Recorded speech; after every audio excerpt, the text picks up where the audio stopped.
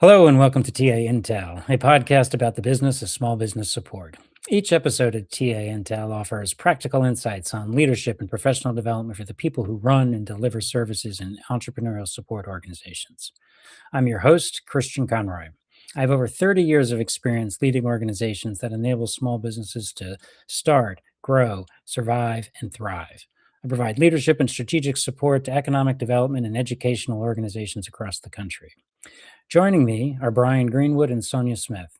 Bryan is the State Director of the Louisiana SBDC Network, and Sonya leads the SBDC program in New York.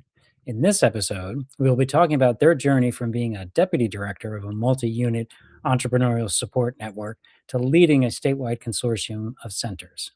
Let's hear from Sonya and Bryan. So, welcome, Sonya and Bryan. In this episode, we're talking about moving from being a deputy director of an entrepreneurial support organization to being its director. So let's dive right into our conversation and start with why, as Simon Sinek would say. So, why? After serving as deputy director for several years, as both of you had done, why did you want to move on to become director of the organization? So I guess ladies first, Bryan. We'll let ladies go first. The mic is yours. Yes, thank you, Christian, for having us both on. It's just talking about leadership and just entrepreneurial development. My trajectory and career path has been really, of course, everyone's unique and what they have learned and experienced. So I actually kind of worked myself up through the ranks and worked multiple roles and not just the SBDC in terms of higher education and government and economic development. And so when I was the Associate State Director of Programs and Policy, for me, going to a larger network was kind of a lot to chew, but I'm like a person of like excellence and always striving to do better and how can I make a bigger impact. And for me, when I was scouted out for that opportunity, it was a ability to, like I said, do something that was bigger than myself, but also continue the purpose and passion I had in terms of small businesses and economic development. And so, yeah, I learned a lot throughout my multiple roles in the program, and then also as the Associate State Director, and then moving states and moving networks was also very unique in my experience as well. So, I just wanted to do something bigger and more challenging, which, and sometimes I question my decisions sometimes, but it's all good. It's all worth it. Well, we'll come back to that in just a moment in terms of talking about going from one network to another, because that's one of the reasons why I wanted to hear your perspective on this. And Bryan, you stayed within the same network, right? So you've been in the Louisiana SBDC for a number of years now. Talk about why you wanted to become director after serving as associate director. So I've been in our network for 25 plus years. I can say that I probably didn't wake up one day and say, hey, I think I want the state director job. I think it's through time and understanding and what was going on in our world at the time that the opportunity came up. We were in the situation in which our network was rebid twice.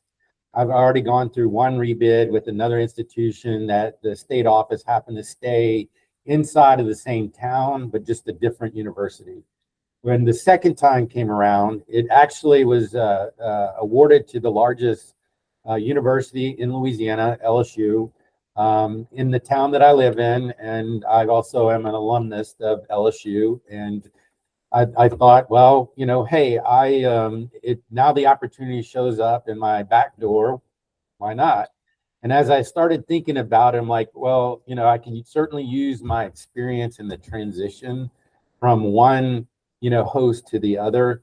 And I think that's primarily the reason why I chose to jump into the state director role, because I think I played all the roles leading up to and not including the state director. But, hey, I think it's time to step up and contribute at a different level. So that's the reason how I came about coming into as a state director for our network. So, Sonia, you mentioned that, you've had a lot of experience in the SBDC, but and you served as associate director for a while. What did you do to prepare for the transition, and particularly going from one network to another? So I actually worked in grants and sponsored projects as well, on the university side. So I've worked in higher ed.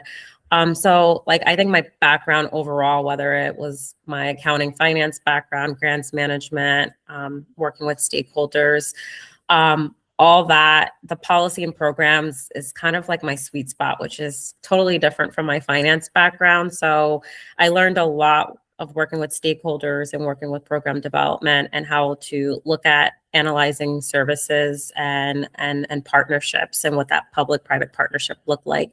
And so what that I feel like all of that experience outside of just the SBDC helped me understand an even larger network. New York is one of the second largest single standing network. And so, as I mentioned, I was looking for an opportunity to continue the work that I was doing in Pennsylvania. I thought it was a great, as they were going through a transition as well, like during the pandemic. There was kind of multiple changes at all level, as we all have seen post-pandemic. So yeah, I think it was kind of an opportunity for me to use all of that experience and knowledge and skills that I have developed over the years in different entities, and make it useful of building a team. I love like building teams. My team will tell you I'm really good at that, of looking at what's missing from balancing out the dynamics and making sure we hire the right people and have them on the right seats to kind of carry out a lot of the initiatives and mission that we want to set forward. So I love that, looking at the gaps, looking at solutions. I always tell my team, you have to have at least one solution to like every problem you're bringing to me. So like I'm a big solutions person. How can we make it work? So yeah, that was my whole thing is, New York has this opportunity, this opening. Pennsylvania is still a very large state, very similar in demographics and small businesses. So it was just like, am I wanting to make the move to go to a colder climate? So and that's what I did. Well, the world's heating up, so it's creeping. It's moving north on you. So, so Bryan, your circumstances, as you mentioned a moment ago, were a little bit different, where there was, turmoil and transition in terms of the host institution that is going to be the lead entity for the program. So, I guess you didn't probably plan as much maybe for transitioning into this role as Sonya did. But were there any types of things that you did kind of in that interim period to help you prepare for pursuing the director role? Yeah, I would. Here's how I would answer it. It's actually what you did pre-work of your whole career. So when one looks at from a leadership perspective, you got to kind of look where you are and look back in time for your career. So my career prior to coming to SBDC, I was in banking and finance, commercial lender, branch manager of a bank before I jumped into the SBDC role. That's a leadership role, supervising P&L requirements, things of that nature. Once I moved into the SBDC, I was very involved with community outreach activities, church, things of that nature, where I became chairs of some committees in our local communities. That also helped me interact and learn about interacting with people and leadership, things of that nature. And then the final thing before I even took the leap was I like learning, and not just formal learning, but just I like to be a sponge, and I like to observe things. I like to read. And some of the things that I have been exposed to in my career helped prepare me for that, whether it's personal development mindset, whether it's leadership, things of that nature. I think all that, putting those things together led up to, okay, I think I have the fundamentals to make this work. And so that was pre-work. So while I was in the state office side of things, in learning, Louisiana is part of the Southeast group of SBDCs. I began going to those meetings, and I started observing what's happening in other networks. I learned about leadership through what other state directors were doing, what other ASDs were doing, and I just became a sponge. And I ask a lot of questions, and I don't have a problem asking a lot of questions. So in the fundamental baseline of in preparation, that's what happened prior to actually taking the job. In the interim on that spot, it wasn't a big time period from, okay, here's the time, the new host ended on January 31st, or excuse me, the old host ended on January 31st. New host took on role February 1, and I was in place by the 20th of that month. So I didn't have a lot of prep time for it, but in my mind's eye, I had things, I have a notebook that I keep, lots of notes of what ifs and how would this work and that work. And so I think that part helped me in the transition period. And then again, as I said, once I took over the role, I did not have a problem getting on the phone and talking to other folks in the national network that I had built personal relationships with. And those things helped me get through the big transition that we had, because I would say I have a little different transition.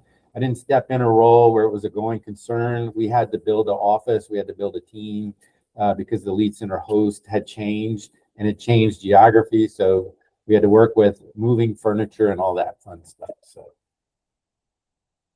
Well, yeah. I mean, you certainly did have a unique situation in Louisiana there, and but I think also you have had, as you mentioned, a lot of experience in the SBDC, serving both as an advisor and as the associate director there. So you had a good amount of exposure, I think, to the responsibilities and challenges that come with being the director of the organizations. But even with that in mind, when you did become director, what was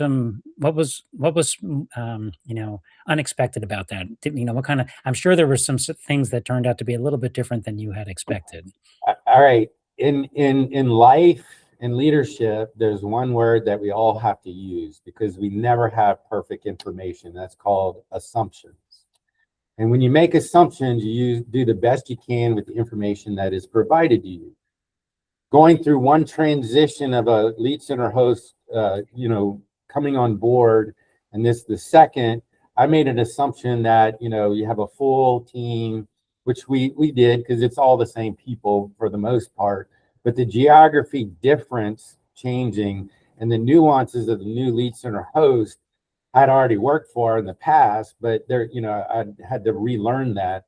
And one of the biggest challenges that I actually had in the first 6 months is trying to figure out how to balance the budget, because the budget was a challenge, and we were super tight in trying to make sure that it was there. So the first thing I had to do is reassess activities and all the things that we did, because we had to make sure we made payroll. That was my number one priority across the network. In my first 6 months, that I had to dive into that, thinking, that was already, it was taken care of and things would just do a smooth transition. Because my assumption was it was a very smooth transition from, the original host to the second host. And then, okay, well, then the second host to the third host is a piece of cake. So got to watch that word assumption, because sometimes it doesn't come to fruition as you might think. Mm-hmm. Sonya, what surprised you when you moved into the director role? I think, operationally that happens. I think when you have new leadership, when you're looking at team, whether seasoned or new roles, individuals in those roles are doing, and like how they are moving, as I mentioned, initiatives and projects forward, and how they're handling their responsibilities under new leadership. I think that happens with any change in leadership. And operationally, as Bryan mentioned, budget, it's like what you would do and how you would allocate it versus historically that's always been a thing. I've also been through host changes in my former state, so I understand that as well, of going through a bid. But mine, actually, I would go totally different into the relationship aspect of host understanding what the SBDC did and the value added. So I spent a lot of like the first year and a half of like doing a full on, and I'm always on the road, even still to this day. I have a very large program. I had 22 centers when I first came on board, 22, 23. And it was all relationships with presidents, VPs, deans, and stakeholders. And then also meeting with like high impact clients that were served by the SBDC and meeting with all of the service centers. So for me, it was looking at, does everyone understand the value added and understand this partner and the organization that's in their community and or on their campus? And so it was all, yes, relationship building aspect, but it was like the awareness and visibility of, you know, you're investing in this program, it's on site, but do you actually know how you can leverage it? So that was more of kind of surprising for me, that many did not understand like that they even had an SBDC or what they can do to really support it. So, yeah. I guess relatedly, you know, from thinking back about the transition that you made from being the deputy to the director, you know, are there certain skills or perspectives that in those two roles that are different, that are helpful for people to, you know, take into consideration if they're thinking about making a similar type of move? You know, understanding the numbers, as you know, Bryan and I have that background as well from other experience and roles that we've had previously, because that's going to be a big thing if you're allocating funds to your service centers and how you're going to be servicing your whole state. You have to cover all of your counties. So what's the best aspect of partnerships or satellites or, you know, X, Y, and Z, and how you're going to be able to give the money to deploy the services. So I would say on like the financial aspect, I know a lot of individuals that go into a more leadership role or go to the lead office and they don't understand that part of it. And it is a lot in terms of managing those subawards. And then the other aspect of it is just that I think would be a good skill set or understanding is most of your time is managing people and relationships. It's very different for me, even though I was very much in outreach and program development and policy in my former role as ASD in Pennsylvania. It wasn't that. I was more of like the people person, the person they went to when they wanted something to be solved, because the state director was, you know, building those relationships. And now kind of shifting where I feel like I'm still making myself accessible, but it's like you have to kind of shift your availability for, or access, I guess you can say, because you're so much out with making those decisions and building those relationships with different community partners. So it's like balancing, not getting the kind of big vision strategic, but not getting down in the weeds, but understanding the operational side of it. So I would say that balance of both operational strategic mindset and skill sets that you might need kind of going forward. Okay, good. Bryan, what about you? Do you have any thoughts on kind of skills or perspectives that are different in the director role versus the deputy director role? Sure. Couple.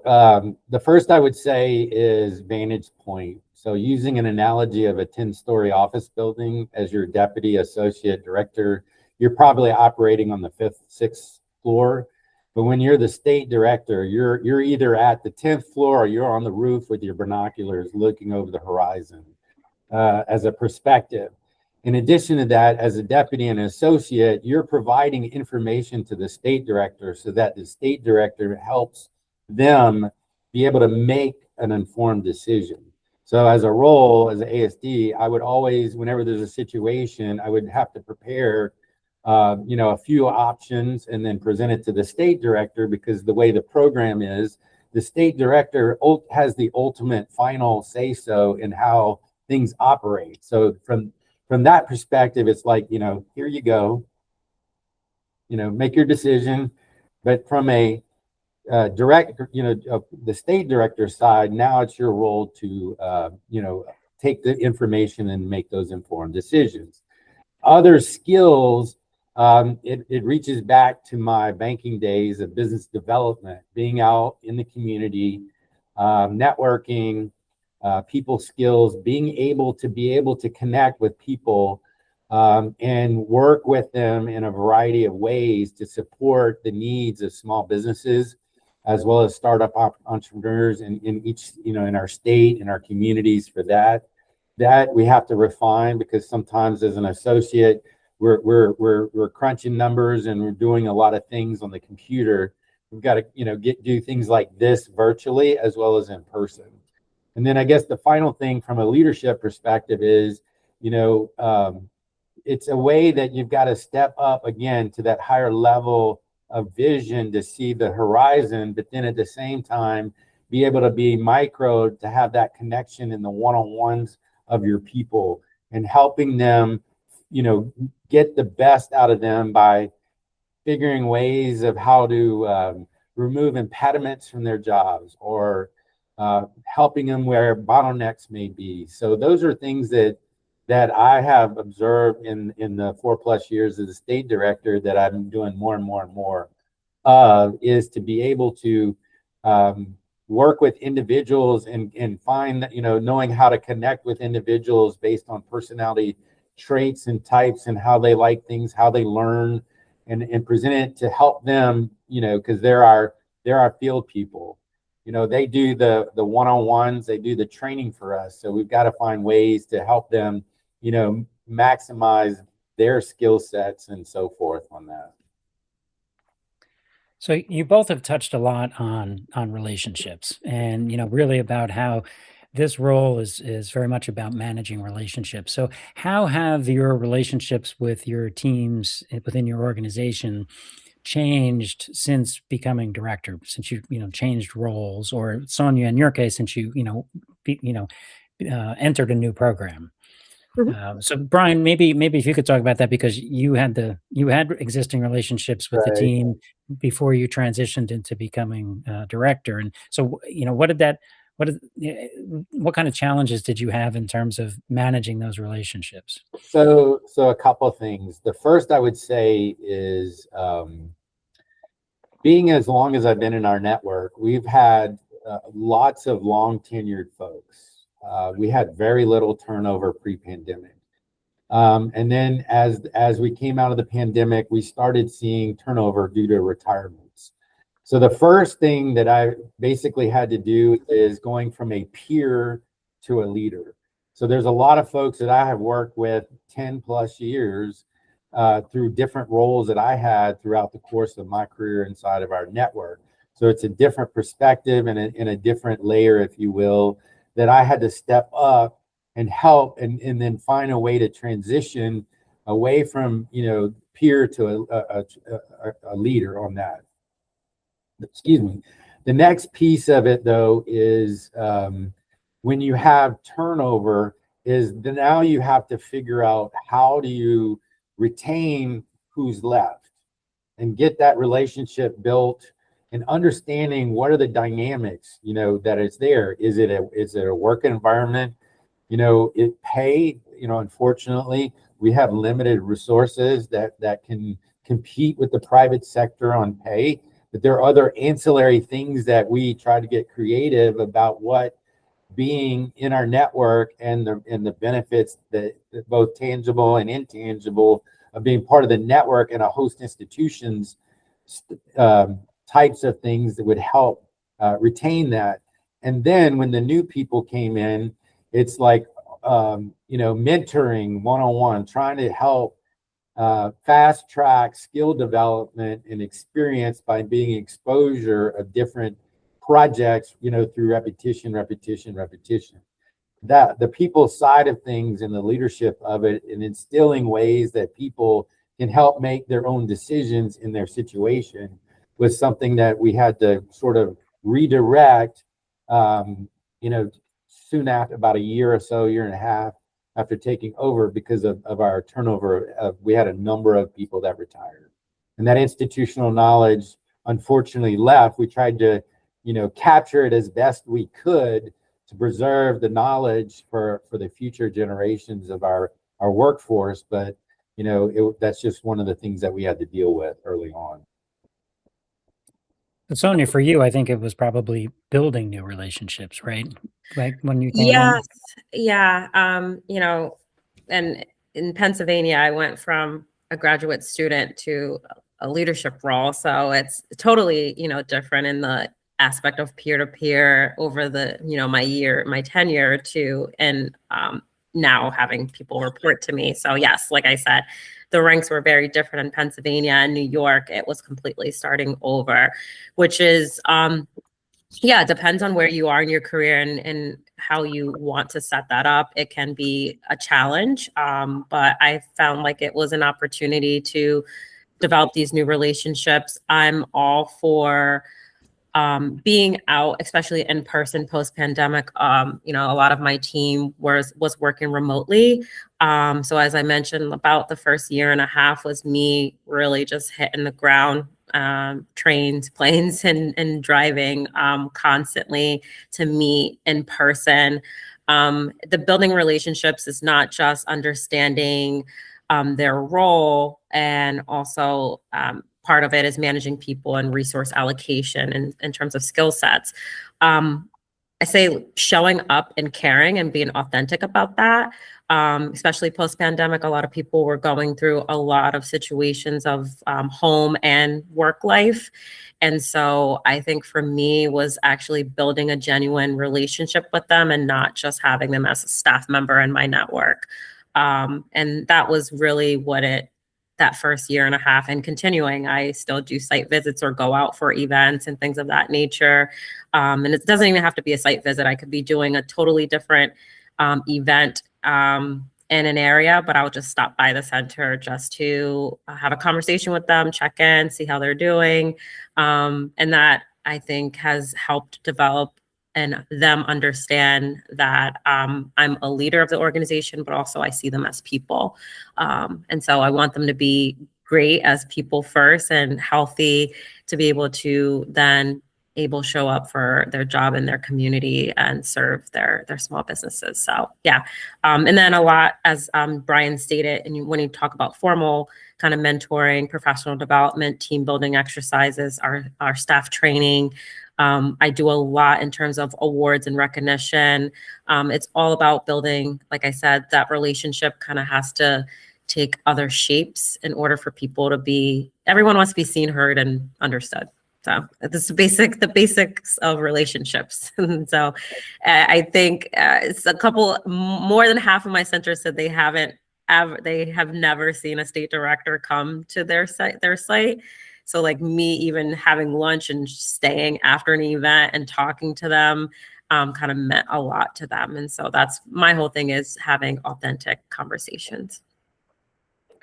Well, thank you, Sonia, for slipping in a little promo for another TA Intel podcast episode, which we encourage you to tune into, which we're going to be talking about celebrating success and recognizing staff accomplishments. One of the challenges I think that all leaders face, and in particular new leaders, is establishing your authority and building trust within your program. What types of things did you do to address that? I think you started kind of down that road, Sonia, by talking about the importance of establishing relationships and getting out and meeting people. Are there other things that you did, especially I think from your perspective of being a newcomer coming into the program, that I could see this being, people are going to be hesitant perhaps, in terms of respecting your authority and leadership. So what kind of things did you do to address that? For me, it's three things: respect, professionalism, and competence. I say four things: consistency as well. So consistency consistency in like how I show up and how I communicate it with them.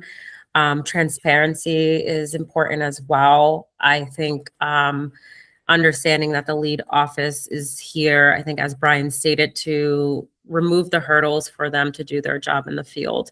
And so in terms of how it was like resource allocation is, communication, policy, I wanted to make sure that was all transparent. I wanted to be consistent. So whether changes worked or did not work, making sure that was communication was consistent and how it was rolling out so that they weren't surprised. Of course, there's things that change that are outside of our control, but making sure that they had enough lead time to make the decisions at their in their communities, at their service centers. And as I said, professionalism and respect. People may disagree with you or might not like a policy or like the decision that you made. I always made it clear that it's for the best of the network and not just one particular center or one particular person. So yeah, and competence, it's like, you cannot like me as a person, but if I'm doing my job very well, then it's at this point, you get what you get. So yeah, I feel like if I'm showing up and I'm doing the right thing for the program and for you, yeah, the personal aspect can be removed. I'm fine. I have tough skin, but yeah, I think it's like I said, as long as we respect each other and are professional, then we can have a cordial relationship. You have to be willing to accept scars in a position like this, don't you? Yes, You need yeah. very tough skin. So, Bryan, what about you? I mean, how have you gone about, establishing your authority and building trust within your program? So a couple of things. The first was we had a meeting probably within 60 days of me taking over as the state director with all our center directors. And the purpose was to get them to air out any issues they may have and to kind of get a feel for where their mindset is, because we've, in a little over 3 years, we're on our third lead center host. And that comes with a lot of issues of people's uncertainty. Do they know what they're doing? The field is always, do they? It's they, us, instead of we, and together and us. So the first thing we did was that we went through an exercise, had a blank piece of paper, told them to write all their grievances on a sheet of paper. I had a shredder, because we can't have a little fire inside of a building, and have them walk up one-on-one and shred what was on there. And then the next iteration is, what is it that I'm going to do to help move the network forward? And then we had that kind of discussion. And then that started it of me wanting to, try to do the best I could for transparency purposes. And in a transparency purposes, in the next, later on in that summer, we did another directors meeting where we brought everybody in, and we started, discussing the program from beginnings. Using a sports analogy, we went to the fundamentals. Like, why are we here? We're public servants, SBA program, why are we here? And all the ancillary things to that related to why we were here. We went into structure, we went into budget, how the budget works, how all this, the nuances of things that me as I was in the state office 8 years before becoming the state director. I've made assumptions and I assumed everybody knew. Well, obviously, when I stepped up, they don't always know that. So I wanted to be clear about how things work in this program. We're a distributive network. We have 10 offices, 9 subcontracts. It's the contracted centers that do the one-on-one, boots on the ground work. State office is compliance, set strategy, put the the organization in motion with the mission, and then the goals and things of that nature. And then we follow up and find ways and what other resources they might need. So that whole process took a little while for us to bring that on board and help them understand the different things, that they needed to know, or we assumed they knew, but they didn't. So I spent a lot of time explaining, the rules. They're always like, well, why do we have to do it this way? Well, there's a thing called accreditation. There's a thing called all the terms and conditions, the NOFO, all the regulations because we're a highly regulated program. And oh, by the way, we're public servants and we have to, do it. And then the other thing I did, one last thing is, Sonya mentioned recognition. I sent handwritten notes to our people that had at least 5 years of tenure in our network, and I handwrote them and then mailed them unsolicited. I only got feedback from a couple, so I'm assuming they all got it. But I made sure I spent the time to recognize them in a handwritten note, because it's so easy to pick up a phone and do a text, so easy to open a keyboard and do an email. Very few people get handwritten notes. And I learned that as a kid from my mom, and I do it to this day, as I'll send handwritten notes to, for appreciation of things that people do for that. So that's kind of what we did and I did to try to help in that world. No, I think that's a great idea. That's very helpful.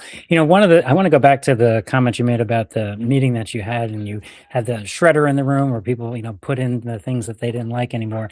And it reminds me of something that happened, in my own personal experience. Was I remember, I was organizing a meeting, and we were going through, and I requested suggestions about things to stop doing because, they were no longer relevant or didn't make sense. And people came up with all of these things. And then I started to actually implement it, or I guess, how do you implement stop doing something, but whatever. But one of the things I realized is, how much people resist change, because I got people coming back after that and saying, well, why are we not doing this? We've always done this. And I said, but you said you didn't make any sense, and it was a waste of your time, and it wasn't a good use of resources, but we've always done this. And I got resistance to taking away stuff that people asked to be taken away. I was amazed by that. But it really, the lesson I took from that was, people really resist change. I think they embrace progress, but they resist change. And I just wondered, did you encounter any of that from your shredding exercise? A little bit. Here's the thing. You always hear, well, when I was at such and such, we did it this way. When I was at, we did it that way. So you hear history. So using sort of a term that I kind of do, and I mess it up a little bit, but there's the past, there's the present, there's the future. If we're talking about, hey, we did it that way, that's the past. There are some extremely great learning exercises you can go through about learning from the past successes, the past mistakes. But ultimately, if we're in the past, we can't look to the future to reach our goal. And then there was some other kind of issues, in different things that were occurring prior to LSU becoming the lead center hosts, with turnover and some other things. So I figured, all right, this is what I want to do. Using a sports analogy, when you go to and I've coached, youth sports for a long time. One of my key elements are, hey guys, it's hot. You all want to agree with that. Yes, it's hot. Okay.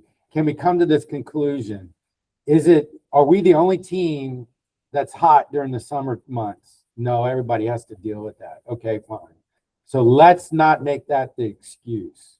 No longer can we talk about the heat. And the same thing with this. There's some things that we will talk about the past, but we need to make sure that we've learned from the past, we've dealt with the past, and that the shredder is one way of bringing that to finality that says, now that we've shredded it, let's not go back there. Let's look to the present and to the future. And that was the whole purpose of the exercise.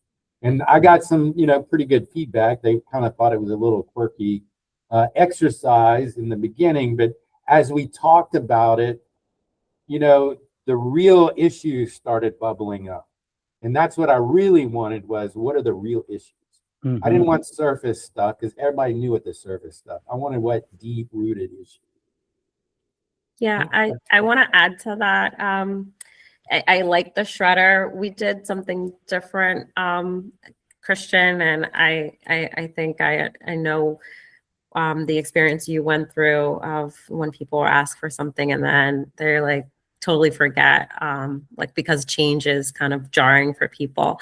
But we did the Beanie Babies of the elephant in the room and the oh my gosh, what was the other, the owl, because it's like insightful. So like, how can we move forward and kind of fly? So it was like, we would throw it at each other of like, who wants to talk about the elephant in the room and the things that we should be changing. So I think that's another way of not having a fire inside your, your meeting room, but still being able to talk about those big kind of under the surface concerns. So if you have some Beanie Babies or a shredder, you know, your leaders can use those as well.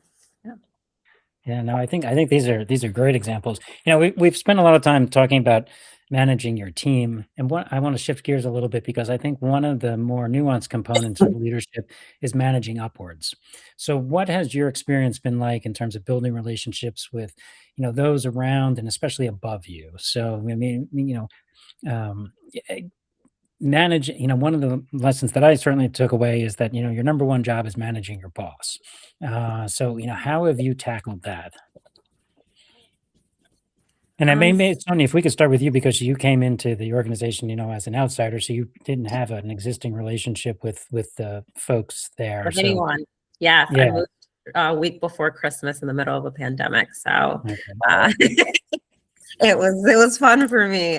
So yes, I had to literally start all new relationships.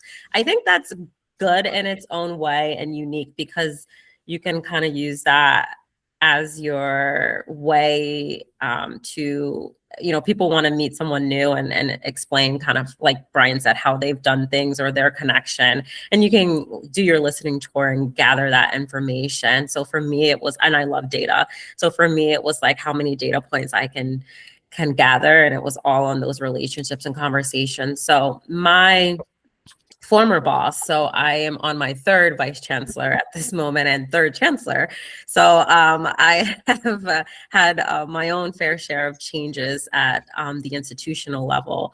And so I have built those constant relationships every time we have new leadership because they all have their own initiatives and how their different divisions, departments, and you know, SUNY is huge. It's 64 campuses across. You know, it's one of the largest comprehensive higher ed institutions in the nation. So, you know, I've been really focused on that of, like I said, how you can align the value added and strategically align what we do and show that support to higher ed and the community and economic development partners.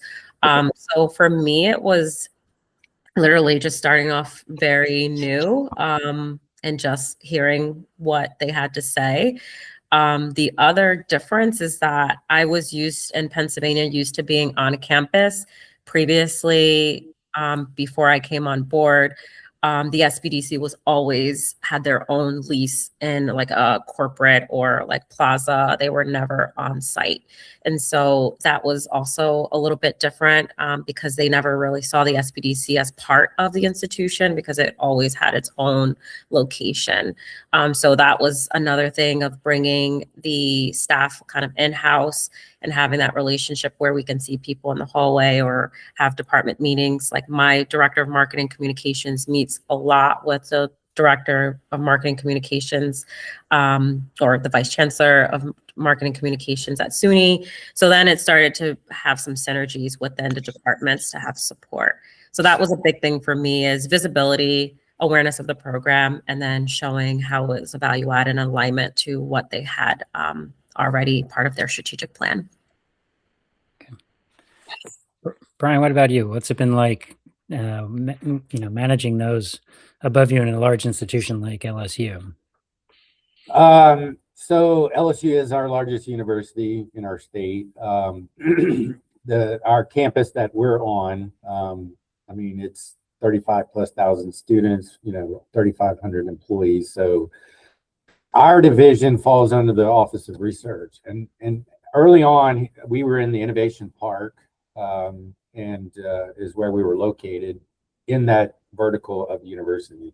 So there's a couple things that I wanted to do. Number one is I wanted to make sure that my bosses would not ever be blindsided. So I need to find out what information do they need that's helpful to understand what we do, that they can, you know, upchain the information upwards.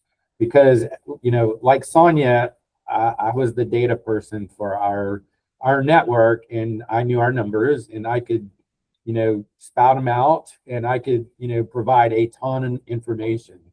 And at that level, they don't want to see a ton of information.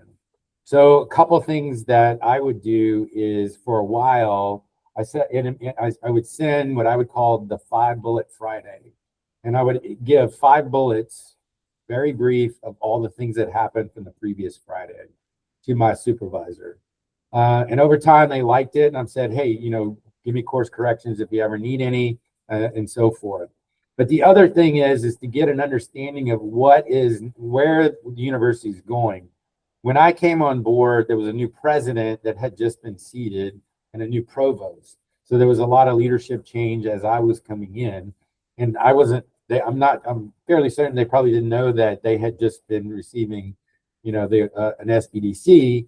So I invited to that first meeting where we shredded the president to come in and present what, his thoughts are, vision of the university, and how our program intertwines in that.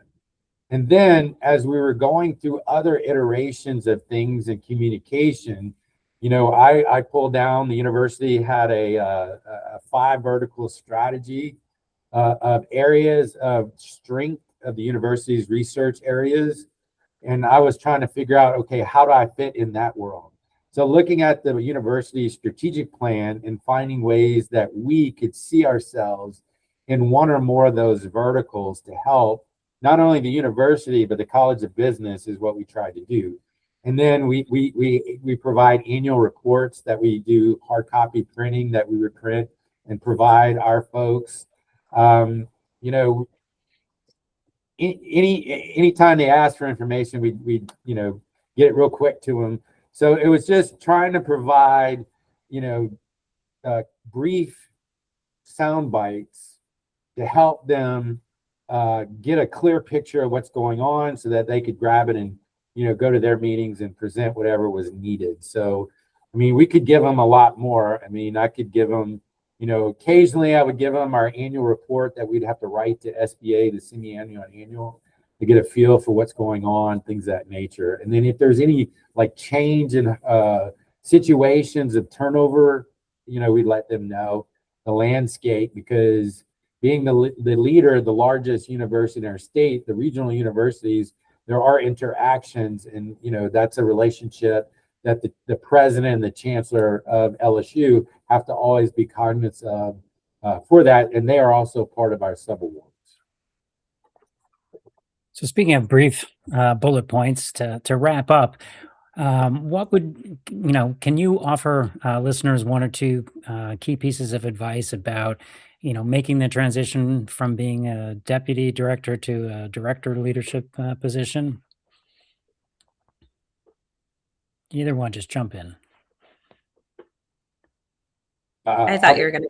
Yeah, I'll go. All right. So, we have 2 of these and 1 of these. So we need to listen more for sure, because sometimes my mind is running a lot and I tend to, so that's one of the things that I've worked on. And I think we have to continually working on as the leader, you've got to be able to listen, and you got to digest what is going on and understand that.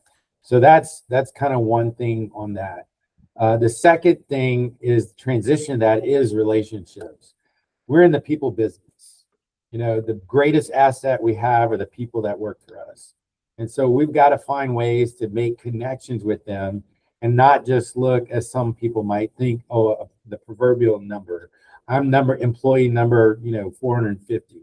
They need to feel like they're employee number 1. So, making connections, building relationships with individual leadership teams and their staff that report to them is really important. It's a skill that takes, it's work in process, because we're all human and we all make mistakes, and we got to learn from them. And that's 2 of the things that I would say would be helpful making that transition. Am I unmuted? Okay. I just want to make sure I was unmuted again. This is I have 3 things, but this is my key thing. I always say, leading with curiosity and ambition. If you're curious, I always say I ask questions. I think Bryan mentions this as well. Not afraid to ask questions. I think that's what started this whole trajectory for me as a grad student. I wanted to know, my position, but what everyone else did for the organization, how I can add value. I think if you're looking to move into a leadership role, you have to understand how you're creating value and not just showing up. Some people just want to show up. They want to do a 9 to 5, a 8 to 4, and that's fine. That's okay. We're all not meant to be leaders. But if you're wanting to be in a leadership role, you have to understand how to create value for the people that are a value and a vision for the people that have to carry it out. And so I think for that, it's thinking and acting like a leader. So that's taking on not just extra work, but like I said, how you're showing up for the organization before you even have the title. Building the influence. So we talked about relationship, and that's not just with like the title and authority. It's actually for people to trust you, and you have that transparency in the communication for the people to follow you as a leader, because you have to have them carry those things out, as I mentioned, to implement. And then the other aspect is making sure your impact is visible, but also measurable. I talked about competence. And so being competent, I think, is important.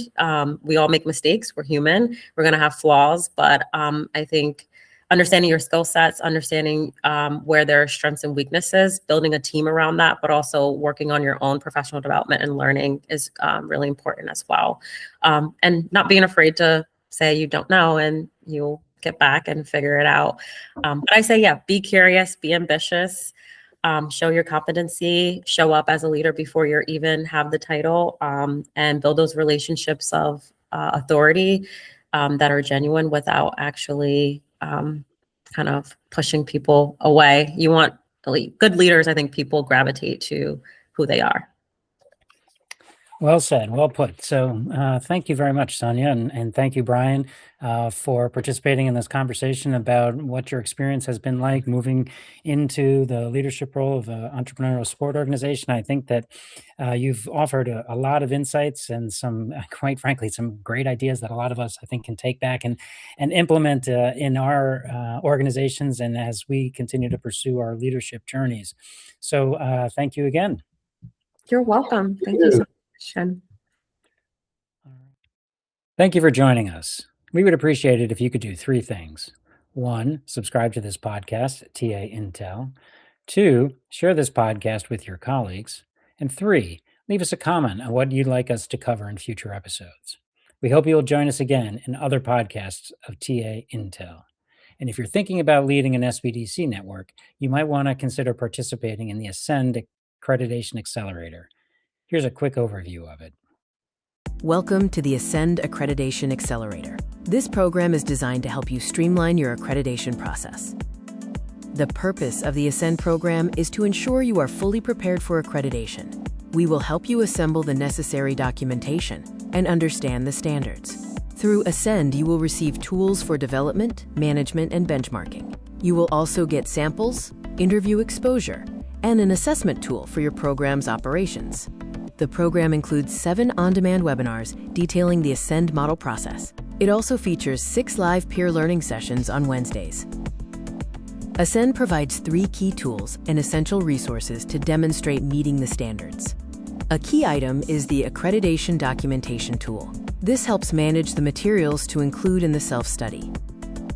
The program also includes a benchmarking tool with charts and data to compare your performance against peers. You will use the Ascend Key Components Assessment to review strategic thinking, planning, and program results for learning and improvement. You will learn from veteran SBDC leaders with real-world experience, who will share proven and tailored approaches to manage your program and achieve accreditation. Registration for the 2026 Ascend Accreditation Accelerator cohort is now open. Be sure to register before the deadline on August 7th. You can find more details and registration information at www.taadvisors.org/courses. For more information on the Ascend Accreditation Accelerator or any of our services, please contact Christian Conroy.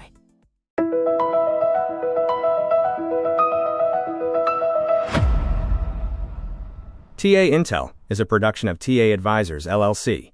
Copyright 2026, all rights reserved. For more information, visit taadvisors.org.